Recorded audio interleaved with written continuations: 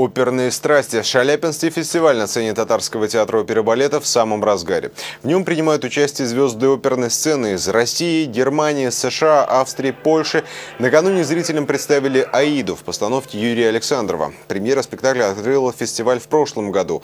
А сегодня, буквально в эти минуты, на сцене разгораются испанские страсти. Дают оперу «Кармен». Однако самые бурные эмоции в этом году у зрителей вызвали две премьеры. «Сибирский цирюльник», открытие фестиваля равнодушным не оставил никого. И вторая премьера – опера Гершвина «Порги и бес». Даже в концертном исполнении темнокожих зарубежных звезд имела у публики однозначный успех. Наиболее яркое впечатление, конечно, и Сивильский, и, конечно, «Порги и бес» в концертном исполнении, который, в общем, вызывает однозначную реакцию, положительную. И зрители звонили, говорят, просто захлебывались и восторгаясь этим концертным исполнением, в благодарности большое, говорят, спасибо театру.